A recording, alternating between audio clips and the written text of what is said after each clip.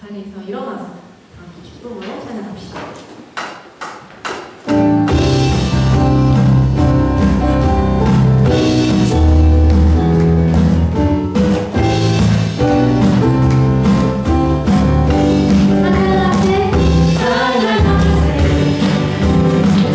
찬양하세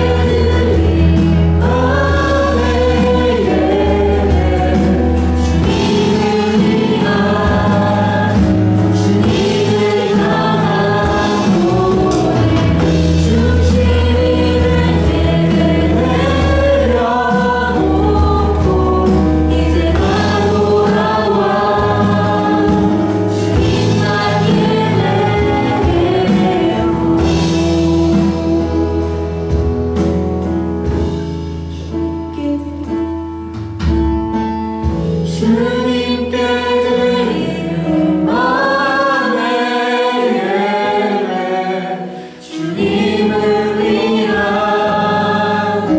주님을 향한 노래, 중심 있는 예배 내려놓고 이제 나 돌아와 주님만 예배해요. 주님께 드린 마음의 예배, 주님을 위한,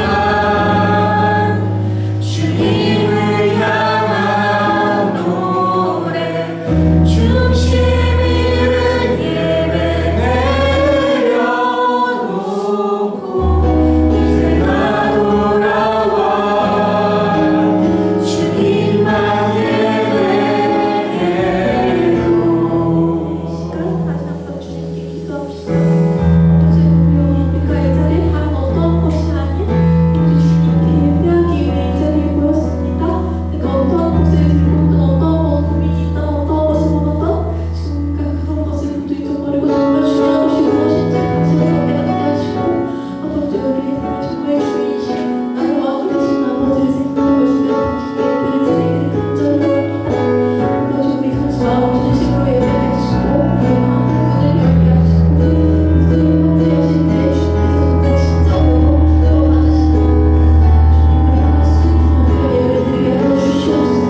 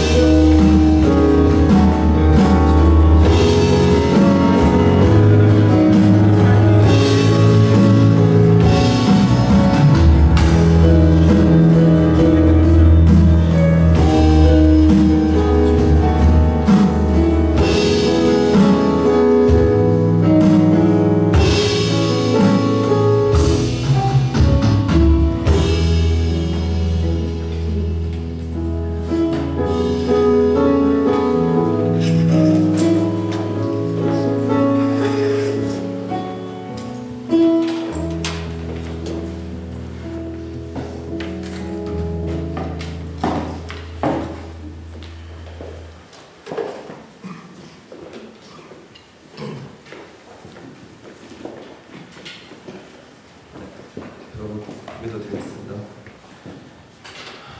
우리들의 주인 되신 전능하신 하나님 아버지, 거룩한 주일 기쁨으로 당신의 이름에 경배드립니다. 그리스도의 영광된 보혈을 통해 죄인이었던 우리들이 당신의 자녀 되었음을 다시 기억하며 구주의 기적에 찬양드립니다. 거룩한 성령의 인도와 은혜 속에서 우리가 존재할 수 있음에 감사드립니다. 거룩하고 거룩하며 아름답고 아름다우신 주님, 우리들은 부족하고 부족하여 죄가 죄임을 알면서도 죄를 행하는 잘못을 행하였습니다.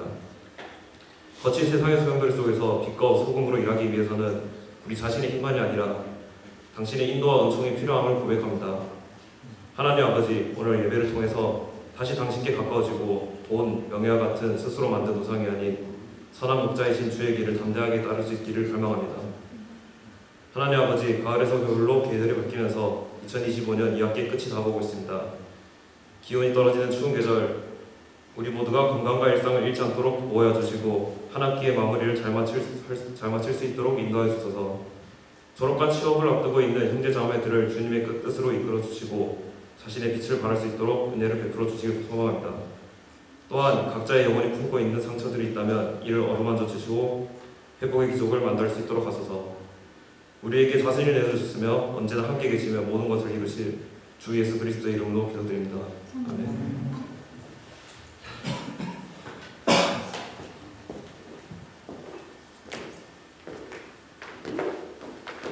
함께 사도신경으로 신앙 고백하시겠습니다. 나는 전능하신 아버지 하나님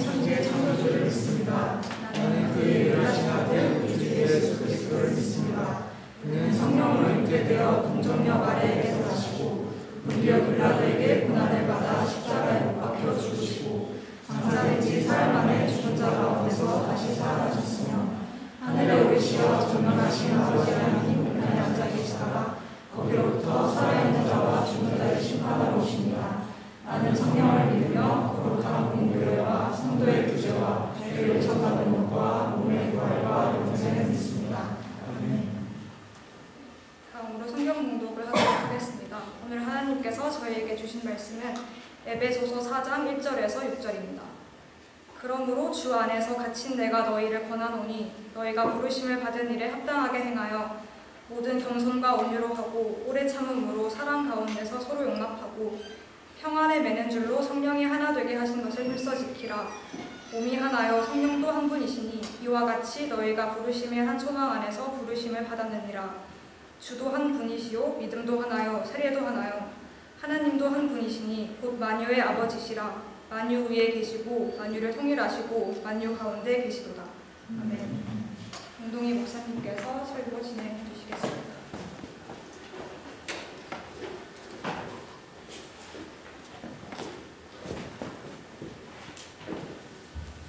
봉헌기도 하겠습니다. 거룩하신 주님, 저희의 죄 때문에 죽으시고 저희를 의롭다 하신 분 부활하심을 감사합니다. 오늘 거룩한 주일 주님께서 주신 것에 감사하여 작은 예물을 드립니다. 이 헌금이 주의 나라 확장의 귀 쓰여지게 하소서.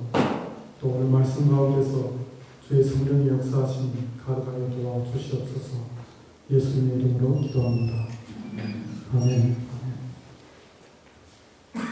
부르심에 합당한 사람입니다.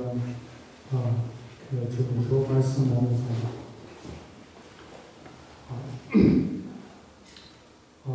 에베소서 4장 1절부터 6절까지 오는 말씀을 통해서 우리가 예수 믿는 자로서, 우리가 구원받은 자로서, 또 구원의 길에 들어선 자로서 그 구원 이후의 삶을 어떻게 살아야 될지 오늘 본문 말씀을 통해서 한번 자세히 살펴보자 합니다. 오늘 말씀은 실제 우리 그리스도인의 삶의 기준이 되고 여러 인간 관계에 있어서 우리의 태도가 될 수 있습니다. 그리고 다시 한번 우리 자신이 누구인가, 우리의 정체성의 중심을 세워주는 말씀입니다. 바울은 지금 감옥에 있죠. 그런데 감옥에 갇힌 이 바울이 삶을 포기하지 않습니다. 주저하는 모습도 보이지 않습니다. 그는 이렇게 말합니다.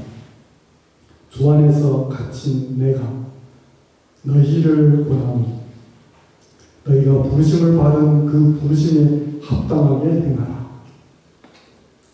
부르심은 과거에 우리에게 그냥 한번 우리가 예수 믿을 때 받은 그 부르심 그 사건이 아니라 그것을 넘어서는 현재 삶의 방향을 결정하는 힘이에요. 에베소서 1장부터 3장은 우리가 하나님 안에서 누구인지, 우리가 받은 은혜가 무엇인지, 우리의 정체성이 무엇인지를 말합니다. 그래서 제가 에베소서 2장 1절부터 10절 말씀에서 우리는 하나님의 걸작품이라는 말씀을 올려드렸습니다. 그리고 그 정체성에 맞게 4장부터는 어떻게 삶으로 흘러가는지를 설명합니다. 우리가 오늘 이 흐름 속에서 세 가지를 살펴보고자 합니다. 그리스도의 역사가 있고 우리의 삶이 있는 겁니다. 우리의 삶으로부터 그리스도로 나가는 것이 아닙니다.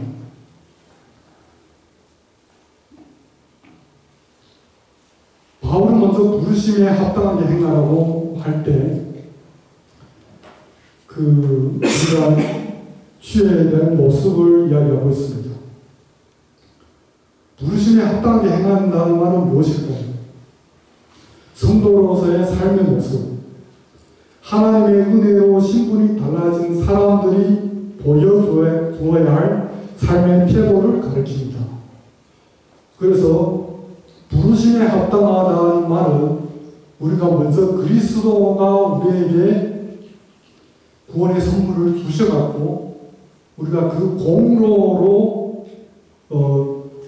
공로에 힘입어서 주님의 은혜에 힘입어서 우리가 삶이 나타나는 것을 이야기하고 있습니다. 만약에 1장부터 3장에 있는 하나님의 은혜가 없이 우리의 삶만 강조하면 그것은 성경적이지 않습니다. 하나님 중심이 아니라 인간 중심의 신앙이 되겠죠. 때문에 여기에서 행하라 하는 말씀은 단순히 착하게 살아라는 이 정도가 아닙니다. 즉 1장부터 3장에서 보여주는 우리 달라진 신분, 우리의 정체성에서 출발하는 삶을 의미합니다. 우리가 대학원에서 연구하는 박사과정생들, 또 석사과정생들 쉬운 삶을 살고 있는 것은 아니죠. 그래서 삶이 연구냐, 연구가 삶이냐 하는 질문을 한다고 합니다. 또 교수님들도 또 논문과 실적과 연구비와 평가와 학생 지도하는 여러 학생과의 관계, 그리고 여러 철저한 숫자와 결과, 업적 중심의 세상에서 신앙의 자리가 흔들리고 있습니다. 이러한 우리에게 바울은 말씀합니다. 너희가 어떤 사람인지 기억하고 그 정체성에 걸맞게 살아라. 이 말씀이 바로 부르심을 받은 일에 합당하게 행하라는 뜻입니다. 바울의 말은 빈말이 아니죠. 바울의 인생 자체가 부르심에 합당한 삶이 무엇인지 보여주는 본보기입니다. 예수님을 몰랐을 때 바울은 잘못된 정체성을 가지고 있었어요. 예수 믿는 자를 핍박하는 바울은 날카로운 칼과 같았어요. 그러나 다메섹 도상에서 예수님을 만난 바울은 하나님의 복음을 전하는 사도가 되었습니다. 때문에 부르심에 합당하다는 말은 우리의 존재가 얼마나 고귀한지를 깨닫게 합니다. 그래서 부르심이라는 자체로 말미암아 우리가 에베소서 1장 3장으로 돌아가서 우리가 하나님의 귀한 걸작품이라는 것을 잊으시면 안 됩니다. 우리가 에베소서 2장에서 보시면 8절부터 10절까지 우리가 구원의 확신의 요절을 우리가 기억하고 있지 않습니까? 그 말씀이 너무나 강렬하여서 값싼 은혜가 되지 않을까 걱정할 때가 있습니다. 그러나 전혀 그렇지 않죠.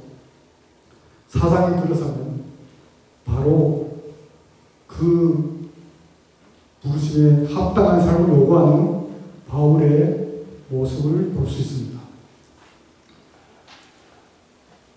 그래서 우리를 부르시는 하나님이시죠. 우리는 하나님이 택하신 자이고 그리스도 안에서 새롭게 된 존재입니다. 성령 안에서 하나 된 몸입니다. 그래서 우리의 부르심에 합당한 삶은 이 정체성에서 출발해야 됩니다. 만약에 우리의 삶이 이 정체성에서 출발할 때, 하나님께서 택하신 귀한 걸작품이라는 이 정체성에서 출발할 때, 우리가 연구실에서 부딪히는 갈등도, 논문 스트레스도, 동료와의 관계도, 여러 경쟁도 모두 이겨낼 수 있으리라고 생각합니다. 만약에 정체성이 흔들리면 어렵겠지만 정체성이 분명해지면 우리의 삶에 대한 해석이 달라지게 됩니다. 그래서 우리의 삶의 목적은 하나님 앞에서 신실하게 살아가는 것이죠. 내 학문의 목적은 하나님이 내게 맡긴 소명입니다. 그리고 내 연구의 속도는 하나님의 시간 안에 있다. 얼마나 정말 다급합니까? 얼마나 많은 준비가 있어야 됩니까? 그러나 내 연구의 속도는 하나님의 시간 안에 있다는 겁니다. 우리의 정체성이 만약에 하나님의 안에서 확립되면 하나님의 시간을 또 하나님의 역사심을 믿게 된다는 뜻입니다. 바울은 부르심에 합당한 삶을 살아가기 위해서 구체적으로 4가지 성품을 제시합니다. 바울은 논리 강의를 하는 것이 아닙니다.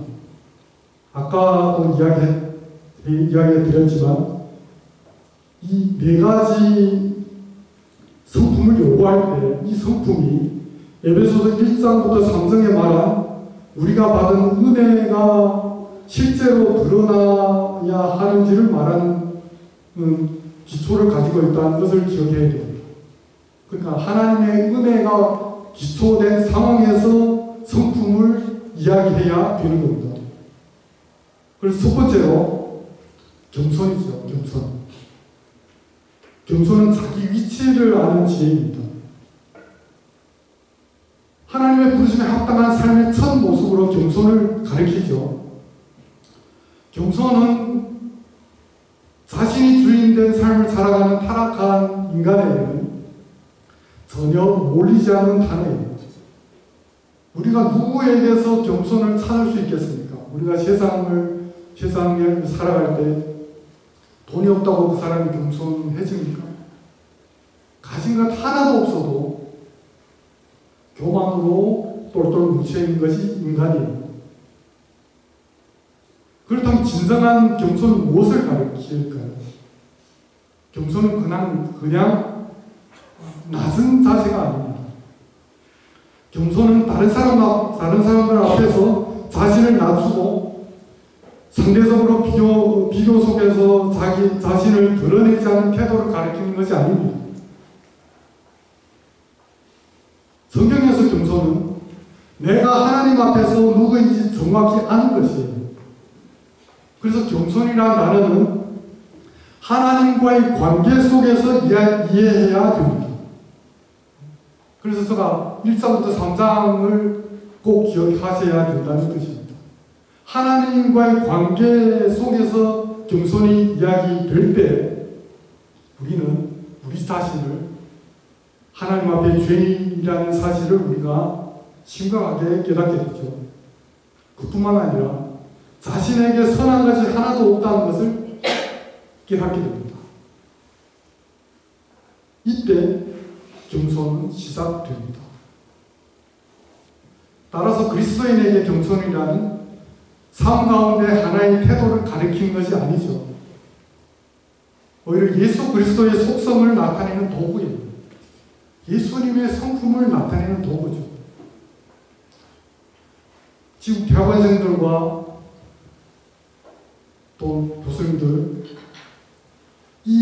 정말 이 환경에서는 어떻게 생각하면 겸손을 유지하기 어려운 환경이죠. 여러분 자기 분야에서 누구보다 잘 알고 있죠. 그리고 또 석사, 박사를 공부하는 이 자리에 앉은 여러분들은 거의 상위 1% 수준의 지적 경쟁력을 가진 분들이죠. 또 교수님들은 분야에서 대표하는 전문가들이죠.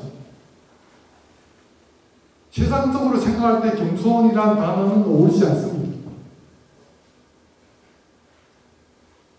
그러나 아이러니하게 지식이 쌓일수록 인간은 또 자기 한계를 더욱더 선명하게 보게 되죠.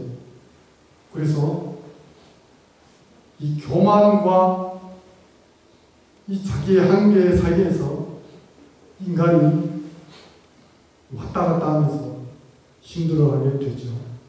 그래서 C.S. 루이스는 이런 말을 합니다. 겸손이란 자신을 덜 생각하는 것이 아니라 자신에 대한 생각 자체가 줄어드는 것이라고 이야기합니다. 그래서 겸손한 사람은 자기 지식을 자랑하지 않습니다. 오히려 더 배우자고 다른 사람의 이야기에 귀를 기울이면서 공동연구에서도 협력의 가치를 알죠. 실제 신약시대의 겸손이라는 뜻은 그 당시 문화에 있어서는 오히려 선한 것으로 여겨졌다고 합니다. 정말 노예들이나 그래서 가져야 될 성품으로, 선한 노예들이 가져야 될 성품으로 여겨지겠죠. 하지만 그리스도인에게는 예수님이 보여주신 가장 비슷한 성품이죠. 예수님께서 보여주는 것입니다. 그래서 예수님은 마태복음 11장 29절에서 나는 마음이 온유하고 겸손하다는 말씀을 합니다. 은혜 받은 성도의 가장 중요한 표지가 있다면 바로 겸손이죠. 성도의 덕목 가운데서 가장 중요한 것이라면 예수님의 마음을 품는 것입니다. 에베소서 1장 처음에 저는 설교할 때 예수님의 마음에 대해서 설교했는데요. 오늘 이 겸손과 딱 맞아떨어질 겁니다. 서로 연관되어 있는 것이죠. 예수님의 마음은 여러 가지로 표현될 수 있죠. 그러나 하늘을 버리고 하늘 영광을 버리고 이 땅에 오셔서 제자들을 섬기면서 마지막까지 십자가를 묵묵히 지신 주님의 모습을 보면 한마디로 겸손이라고 우리가 표현할 수 있습니다. 우리는 누구입니까? 예수님을 따르는 자입니다. 제가 겸손해서 이 설교를 하는 것이 아니죠. 오히려 교만하기 때문에. 가시가 아무것도 없어도 교만한 이 마음이 계속적으로 올라오는 그런 자이기 때문에 다시 한번 에베소서 1장 3절에서 나오는 하나님의 그 은혜를 붙잡는 겁니다.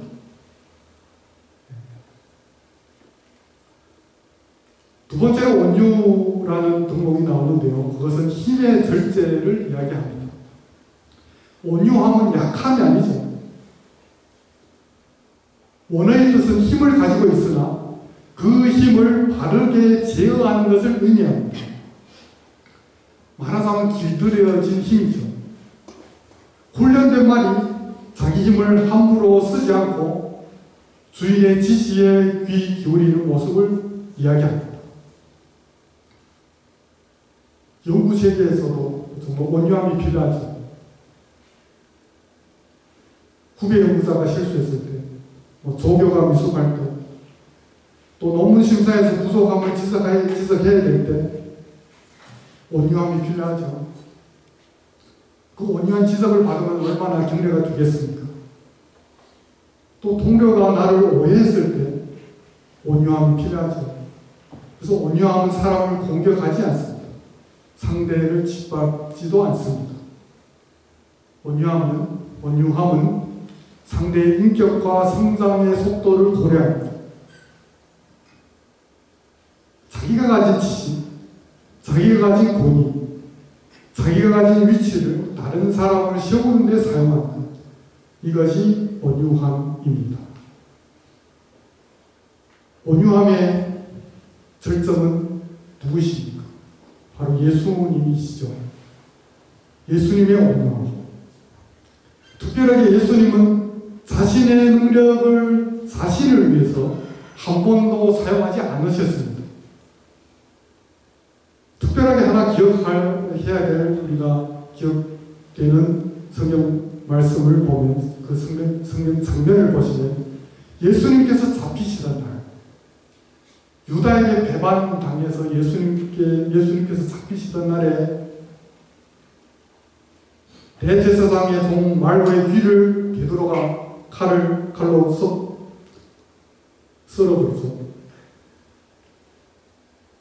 그 베드로에게 예수님이 정말 잘했다 칭찬하는 것이 아니라 이런 말씀합니다. 마태복음 26장 53절에 보시면 너는 내가 내 아버지께 구하여 지금 12군단 더 되는 천사를 보내시게 할 수 없는 줄 아느냐 이런 말씀합니다. 그래서 예수님의 온유함에 정말 이 표현이 여기에 있지 않을까. 12군단 더 되는 천사를 아버지께 구하여서 보내게 하실 수도 있지만 그것을 사용하지 않습니다. 이것이 온유함의 표현이 아닐까. 절제된 힘의 사용입니다. 세 번째로 오래 참음입니다. 오래 참음은 이 속도보다 방향을 지키는 신앙입니다. 속도보다. 오래 참음은 단순히 성격 좋아서 정말 참는 정도가 아닙니다. 시간이 걸리는 사람들을 견딜 수 있는 능력입니다. 이곳에 있는 정말 우리 대학원생들과 우리 이 사회는 모든 것이 빠른 것 같은데 모든 것이 느리죠. 연구 결과가 빨리빨리 나왔으면 좋겠는데 오히려 엄청 느려지는 거죠. 교수님도 빨리 지도했으면 좋겠는데 또 계속 느려지는 거죠. 인간의 성격과는 맞지 않습니다. 그러나 우리가 이 오랜 참음에 있어서 우리가 잊지 말아야 될 것이 있습니다.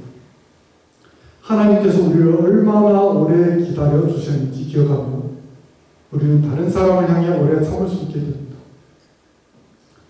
바울도 스스로가 하나님이 자신을 얼마나 오래 참아 주셨는지 기억했기 때문에 이 하나의 무게를 알고 있습니다. 그래서 오래 참음은 포기하지 않는 사람입니다. 지속되는 관계에 대한 믿음이죠. 우리 공동체 안에서 성령의 역사를 기대하는 태도입니다. 오래 참음이 필요하죠. 네 번째로 보면 사랑으로 용납하라는 요구인데요. 사랑으로 용납하라는 뜻은 무엇일까요? 하나님이 우리를 품으신 방식 그대로 품어라는 겁니다. 용납하라는 것은 그냥 참아주는 것이 아니라 상대의 부족함을 품고 관계를 지속하라는 의미죠. 우리 대학원 공동체도 정말 이상적인 사람들끼리 모인 곳이라고 생각되지만 우리 본인이 잘 알고 있죠. 전혀 이상적인 사람들끼리 모인 것이 아니라는 겁니다. 조금만 가까이 가면 이런 부족함, 또 어떤 사람은 조금 삐딱해 보이고 어떤 사람은 조금 거칠어 보이고 어떤 사람은 조금 나를 불편하게 하는 사람들도 있고 여러 가지 교회에 여러 어렵게 하는 마음을 가지고 있는 사람들이 많습니다. 그러나 오늘 말씀은 이렇게 말합니다. 사랑으로 용납하라. 사랑 없이 참으면 억지죠. 억지로 참으면. 사랑 없이 참으면 그 사람을 속으로 무시하게 되죠. 사랑 없이 참으면 결국 감정의 폭발로 이어질 가능성이 커지죠. 언젠가는 팡 터지는 겁니다. 그러나 바울은 사랑으로 용납하라고 했습니다. 성령께서 우리 모두를 한 몸으로 묶고 계시기 때문이죠. 그래서 사랑은 감정이 아니라 관계 유지의 의지라고 할 수 있습니다. 우리가 사람을 감정적으로 접근하기 때문에 활화사처럼 타오르다가 식은 물처럼 또 사라질 때가 있죠. 감정이 아닙니다. 관계 유지의 의지입니다. 때문에 하나님께서 우리를 끝까지 붙들어 주십니다. 그 붙들어 주시는 그 방식으로 우리가 서로 품으라는 요청입니다. 이제 바울은 우리 공동체의 목표를 제시합니다. 4장 3절 보시면 평안에 매는 줄로 성령이 하나 되게 하신 것을 힘써 지키라. 이 말씀. 여기에서 중요한 것이 있습니다. 우리가 하나를 만드는 것이 아닙니다. 성령께서 이미 하나 되게 하신 것을 지키는 겁니다. 우리의 열정으로, 우리의 힘으로 하나 되게 하려고 애써서는 모두 분열되는 것밖에 없습니다. 우리 힘으로 한 가정을 가정조차도 하나 되게 할 수 없습니다. 이제 우리 결혼한 우리 형제자매들 이제 몇 가정 되는데요. 내 힘으로 한 가정을 지킬 수 없습니다. 이것을 빨리 내려놓는 것이 좋아요. 내 힘으로 지키려 하다가 포기하게 되고 안 좋은 결과에 이르게 되죠. 이 가정은 성령께서 이미 하나 되게 하신 것을 지킨 겁니다. 절대 내 힘으로 지키려 하다가 지금 결혼한 사람의 50%가 이혼한다는 그런 데이터도 있는데 진짜인지 모르겠지만 그런 상황이 이르게 됩니다. 그래서 공동체는 우리가 노력한다고 하나가 되는 것이 아니에요. 성령께서 이미 묶어두었으니까 성령께서 이미 한 가정을 이루게 했기 때문에 우리가 이것을 지키는 겁니다. 성령의 뜻대로 성령이 기뻐하시는 따라 그래서 우리가 할 일은 그 하나됨을 깨뜨리지 않는 겁니다. 무엇으로 깨뜨리지 않습니까?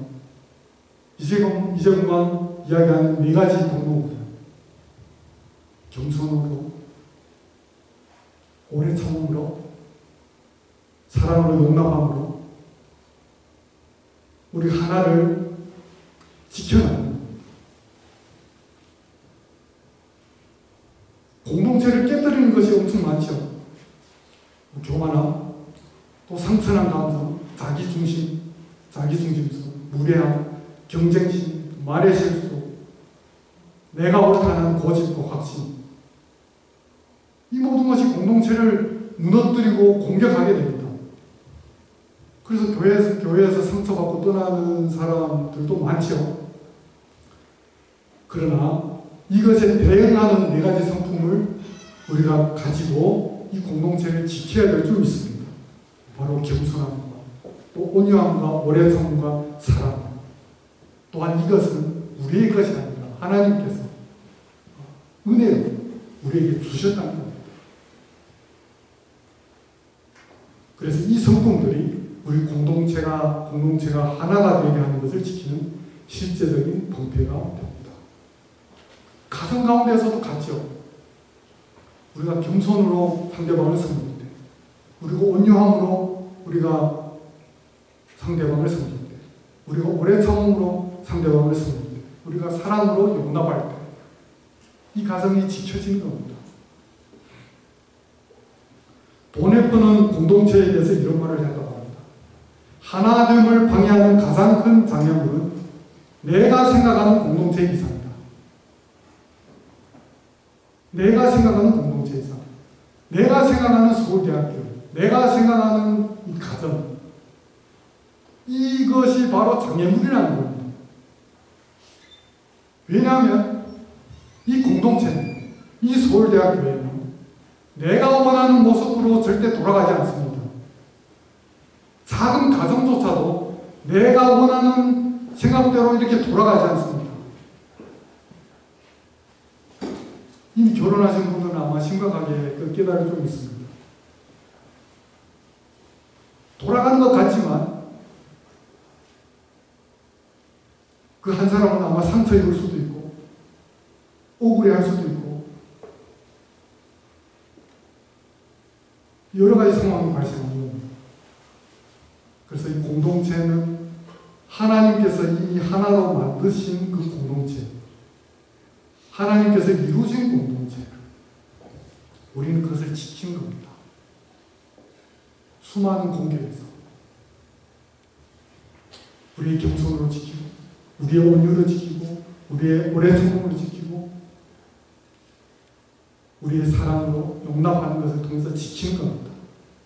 때문에 하나됨은 이 네 가지 성품의 결과이죠. 열매입니다. 가정의 하나됨은 이 네 가지 성품에 열심히 이 성품을 가지고 지킬 때 그 열매로 우리에게 주어지는 겁니다. 이제 바울은 마지막으로 마음이 놓이지 않았던 것 같아요. 에베소서 1장부터 3장까지 수많은 이야기를 하고 또 이 네 가지 성품을 강조했지만 아직까지 미흡한 것 같다는 생각이 들었던 것 같아요. 그래서 마지막으로 이 하나 되어야 될 신학적 근거를 7가지나 이야기합니다. 이 공동체가 하나가 되어야 할 7가지. 첫 번째가 뭡니까? 한 몸. 서로 다른 몸이 아니라는 겁니다. 얼굴도 다르고 생각도 다르고 여러 가지 먹는 것도 다르고 모두 다르지만 한 몸이라는 겁니다. 한 몸. 모든 것이 다를지라도 우리는 한 몸이라는 겁니다. 그리고 한 성령, 동일한 성령이 우리 안에 계십니다. 그리고 또 한 소망, 우리의 인생 방향이 같다는 겁니다. 한 주, 우리의 주인은 한 분, 예수 그리스도라는 겁니다. 한 믿음, 우리가 고백하는 진리의 내용이 같다는 겁니다. 예수께서 우리를 위해 죽으시고 예수께서 우리의 의로움을 위해서 부활하신 것을 우리가 믿는 내용이 같다는 겁니다. 또 한 세례, 우리가 같은 방식으로 그리스도와 연합했음을 이야기합니다. 한 하나님 아버지, 우리는 모두 같은 아버지를 둔 형제 자매라는 겁니다. 저는 이것을 묵상하면서 우리가 정말 이렇게 다르지만 같은 것이 이렇게 많구나. 7가지나 같다는 겁니다. 7가지나 같습니다. 다 다른 것 같지만 우리가 예수 믿는 사람 7가지가 같다는 겁니다. 그러나 특별하게 해서 7가지 중에 하나라도 무너지면 공동체가 무너집니다. 가정도 같습니다. 예수 믿는 가정도 같습니다. 이 가정에 이 중에 하나라도 무너지면 그 가정이 무너지게 됩니다. 하나님은 우리를 완전히 일치된 존재로 묶으셨습니다. 그러므로 우리가 공동체를 지킨다는 것은 곧 하나님이 이미 이루어 놓으신 하나됨을 경험하는 과정이에요.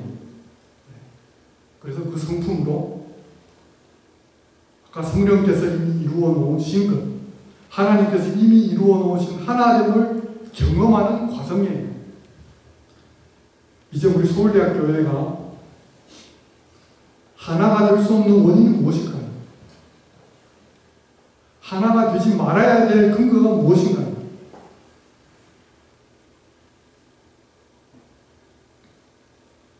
우리가 무슨 비밀이 있어서 우리의 비밀이 얼마나 커서 하나님께서 하나가 된 이 공동체 안에서 우리가 기도 제목도 제대로 나누지 못하는 겁니까? 그것이 주님께서 우리에게 준비하신 하나님보다 더 큽니까? 그것이 무엇이 부끄러워서 우리가 기도 제목으로 내놓지 못합니까?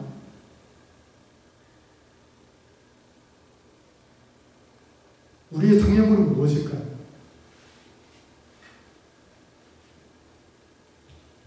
이제 오늘 말씀을 우리 삶에서 적용해 보고자 합니다.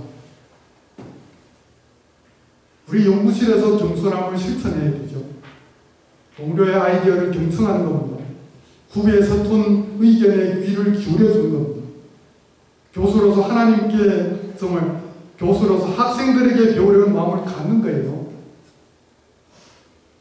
그 전에 수영로교회에 있을 때 정필동 목사님이 살아계실 때 새벽 4시 반 되면 보통 전도사님들이 설교를 합니다. 목사님이 새벽 4시 반에 전도사님의 설교를 들으러 오셔요. 그 설교를 그렇게 많이 하시는 분이지만 그 어리숙한 전도사님의 설교를 들으러 오는 겁니다.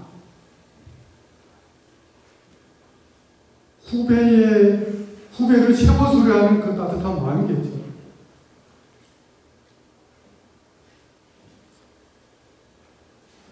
성과가 잘 나지 않을 때 자기의 존재가 축소된다고 느끼지 않는 겁니다. 그래서 겸손은 자기 정체성을 하나님 안에서 찾을 때 가능해지는 겁니다. 또 온유함을 실천하는 것을 어떻게 실천해야 될까? 비판해야 될 때 인격적으로 대하는 겁니다. 상대의 성장을 위한 방식으로, 상대를 세워주는 방식으로 진실하게 말하는 겁니다.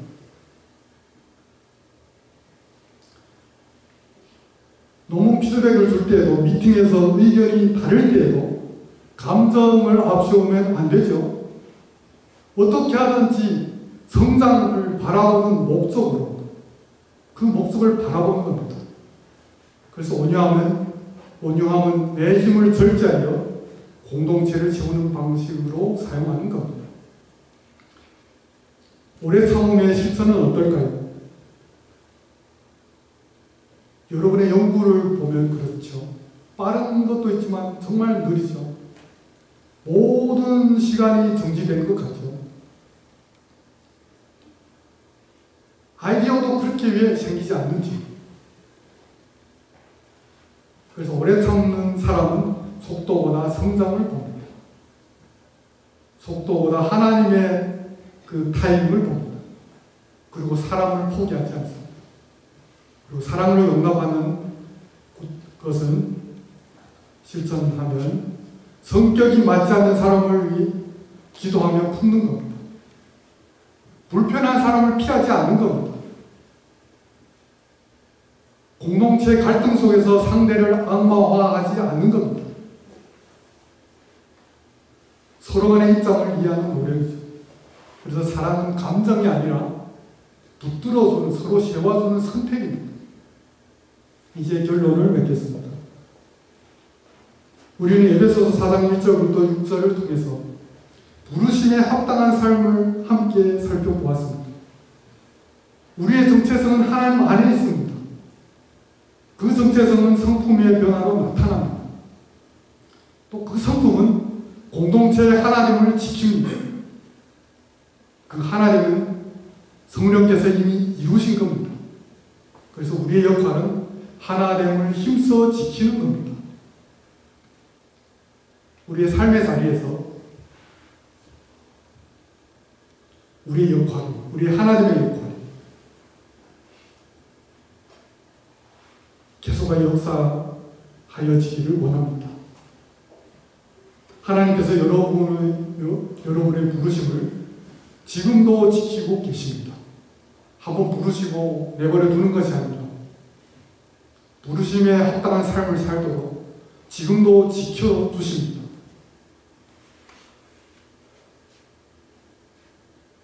성령께서 여러분을 인도하고 계십니다. 겸손함과 온유함과 오래 참음과 사랑으로 용납함을 통해서 성령이 하나 되게 하심을 지키기 위해서 최선을 다해야 합니다. 기도하겠습니다. 존귀하신 주님, 주님께서 우리를 불러주심을 감사합니다. 부르심에 합당한 삶을 살 수 있도록 주님께서 이미 이루신 것을 지킬 수 있도록 성령께서 하나 되게 하신 것을 힘써 지킬 수 있도록 주여 도와주시옵소서. 감사하며 예수님 이름 받들어 기도합니다. 아멘.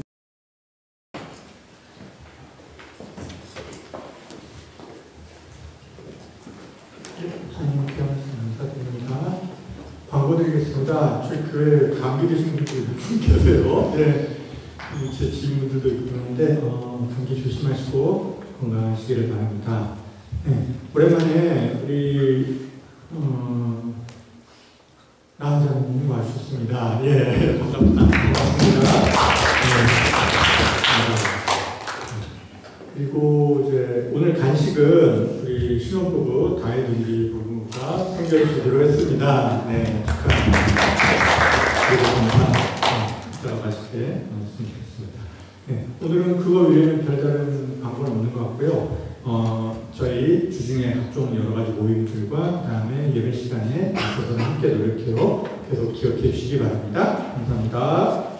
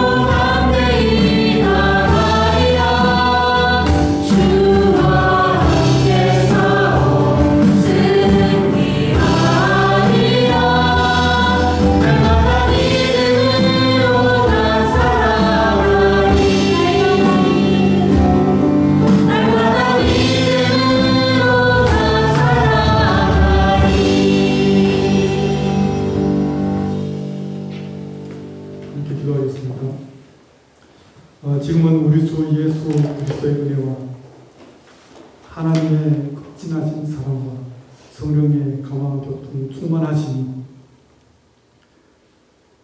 겸손함과 또 온유함과 또 오래 참음과 사랑으로 용납하는 이 덕목을 세우면서 성령께서 하나 되게 하시는 귀한 열매를 맺기를 원하시는 이 자리에 머릿속인 주님의 귀한 형제자매 위에 교회 위에 영원히 함께 있을지어다.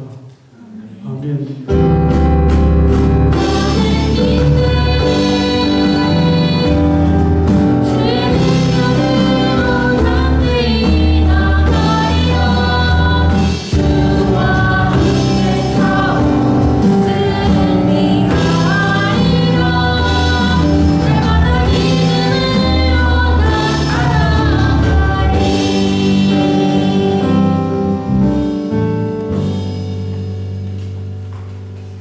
오늘 예배를 마치고